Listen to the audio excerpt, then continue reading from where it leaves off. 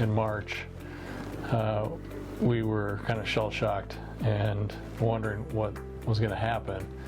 And development works really closely with home building, with Robert Thomas Homes and Homes by Tradition.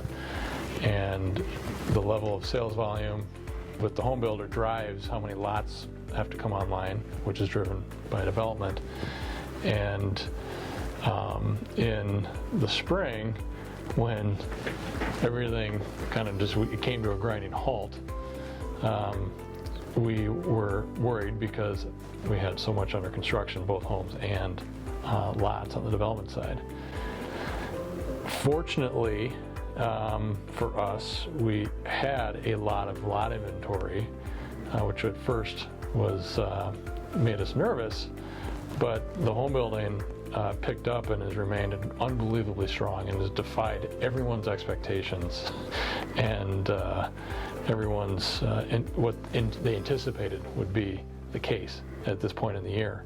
So what was potentially disastrous has turned into an enormous strength for the amount of lots that we had either already online or under construction that have allowed us to absorb a lot of those sales that we've had. One of the things, we're in a unique position that Tradition Developments they haven't really been in before, and that is we're coming to the end of Spirit of Branch and Farm, and we're kind of knocking on the door at the end of the Chaska development, and those two developments have provided anywhere from 100 to 150 homes a year, or 150 lots per year of absorption for the last 15 years.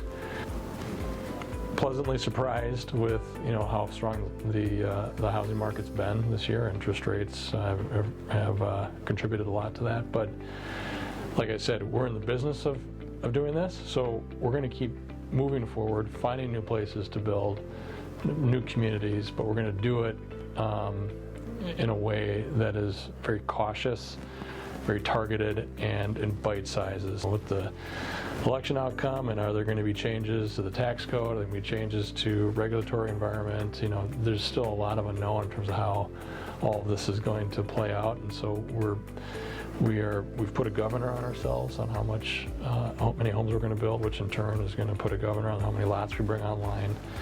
But we're not putting our head in the sand and we're done.